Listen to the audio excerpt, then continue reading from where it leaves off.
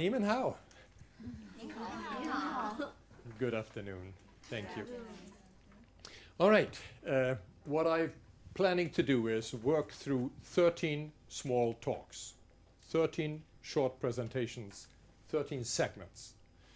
And I will show you a brief overview of what they are, because the first 2, 3, 4, 5, and 6 are about teaching and learning. Yeah, so I will dive into what is it these days that we do when we teach, but also what is it that our students do when they learn.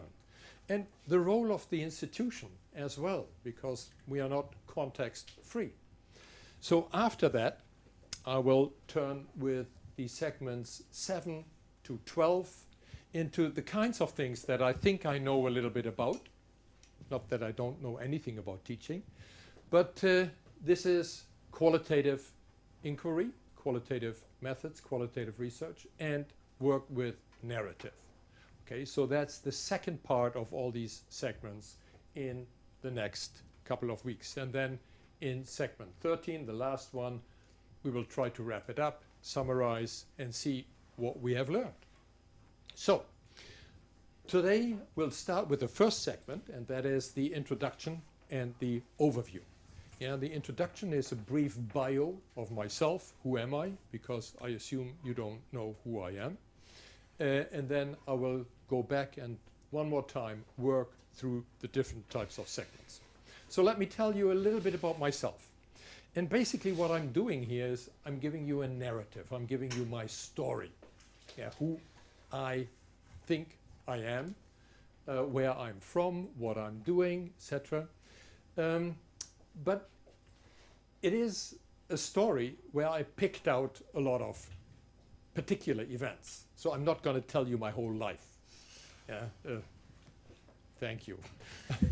But I'm going to tell you things that I think, I hope, are relevant to what we'll be doing together in the next couple of segments.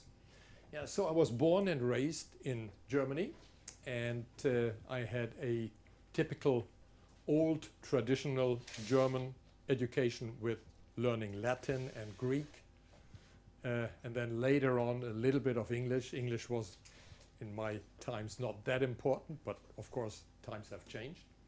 And then I went to university, and this was the university in Marburg in Germany, and I studied German and education. So I wanted to become a teacher, a high school teacher. So this was in the late 60s when everybody wanted to change the world, and me as well. Then I continued my education, and I'm jumping ahead here a number of years, in Scotland for 1 year in Edinburgh, and I studied linguistics there. And then I studied in York in England, again in the United Kingdom. And I collected two masters on the way here, master MAs. And then I went on to Berkeley in the United States, and I collected a PhD there. So that's my academic education in brief. Now, when it came to my teaching, I started out doing a little bit of high school teaching in Germany. And this was at a time something that I thought is really interesting, very rewarding. And then for some reason, I got swept into doing something else. Actually, the reason I tell you a little bit more about it, I was studying at that time in the United States as a foreign student with very expensive fees, and I ran out of money, so I needed a job. And so I applied. I applied in the United States to be a college teacher, an instructor, and that didn't work out so well because I didn't have my PhD yet. But in Germany, I got a job in the sociology department of the Free University in Berlin. Now, sociology, I never studied sociology, but I thought when I was offered the job, why not? This is interesting. And I don't regret it one bit because it was a really, really important part of my education, but in a field that I had very little grounding, a discipline that I didn't know much about. But I learned, so that was a very important, interesting step or piece of my further education. And then I ended up, again, kind of a funny trajectory, teaching 1 year in 1985-86 at the Tongji Daxue in Shanghai. And that was in the foreign language department there, and I basically taught linguistics. Linguistics was something that I thought I knew quite a bit about because I had already degrees as master degrees from universities in the United Kingdom. So I felt on a little bit more safe ground there. And from there, from Shanghai, where actually our son was born, we landed a job, my partner, wife, and I, in Massachusetts at Clark University. And this was in 1986, and ever since, I'm teaching there. Now, this sounds like it is not a typical trajectory for studies and for a job. And my mom and my dad, they always were saying, so why are you doing what you're doing? Sociology? You've never studied sociology. Why are you teaching sociology? Linguistics? What is linguistics? My dad knew a little bit. My mother, she was worried about me. My dad was saying, well, you know, he's young, and as long as you're young, to do different things is okay. But my mother, she wanted me to be a teacher, move in next door, have a family so that she has grandchildren, and then I'll live happily ever after. And my dad was a little bit more open and said, well, let him explore, it's going to be okay. But he was worrying too, because as you see, it was in different countries, far away from home, and doing all these different things that are not typical. Yeah, you typically either study a foreign language and then you become a foreign language teacher. Or you study sociology, then you become a sociology teacher, either in high schools or in academia. And now, but what we have here is linguistics. We have German literature and language. We have psychology. We have sociology in the mix as well. So all these different bits and pieces.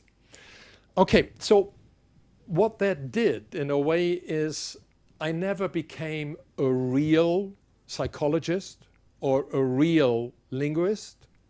And you know, when I'm in the plane, when I travel and people say, oh, so what do you do? And I say, well, I teach. Oh, where? I said, well, college, university. Oh, what? And then I say, well, psychology. And they say, oh.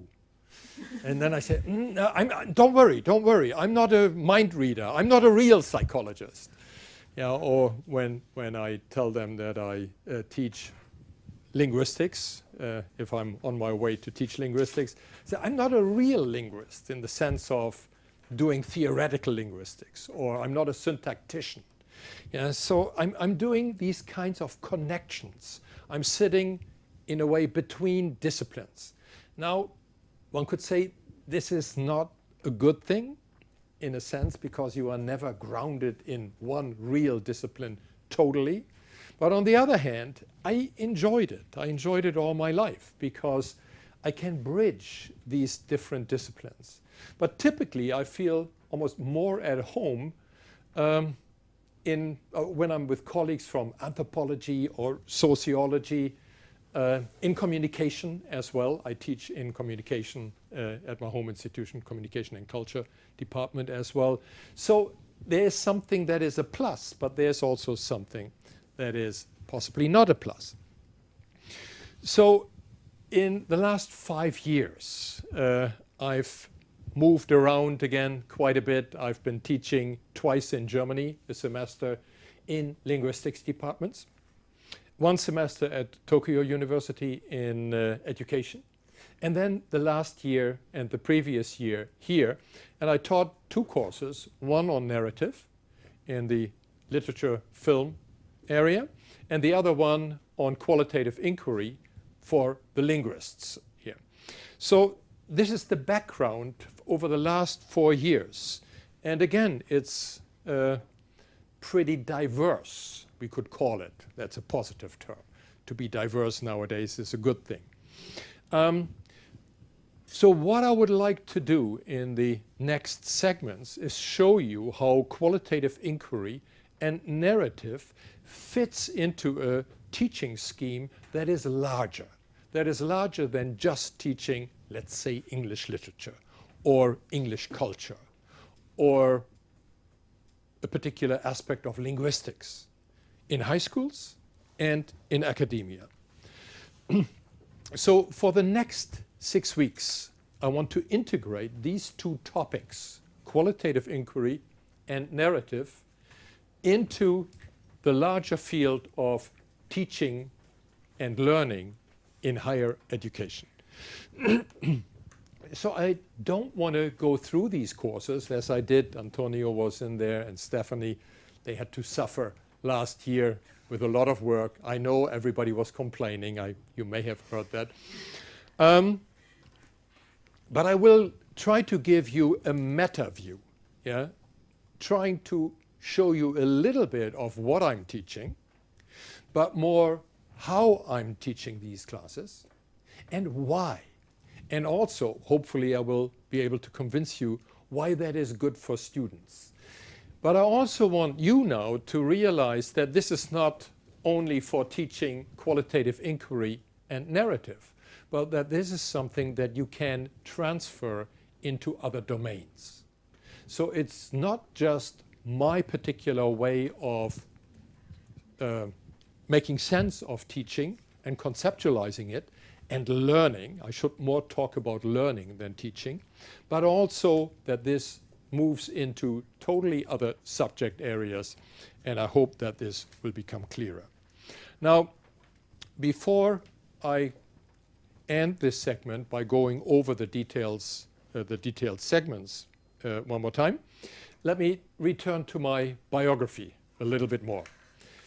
Because in 2008, this is where officials of my university came to me and said, Michael, would you mind being on a task force for 1 year? I said, what is this task force about? And they said, well, we are trying to do something pretty radical. Radical, I was interested in. And so I thought, okay, the attempt here was to rebrand, to redo the identity of my home institution. At that time, I had been teaching there 20 years, so I know it pretty well. And I've been connected in different departments due to my interdisciplinarity. And so I thought that that was maybe the reason of why I was approached together with 6 or 5 other faculty members of the whole university and a number of administrators to think boldly. This is what the provost then always said. We have to think boldly, yeah, radically. We have to come up with something different. We can't continue anymore with the way we've been teaching, with the way we've made sense of learning, with how we brand, how we make sense of the institutional identity. So all these identities, the students, who are these students who are coming to that particular institution?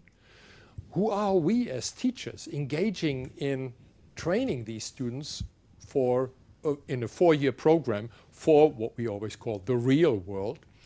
And what is the institution actually doing, and how is the institution promoting what they are doing and reasoning about this?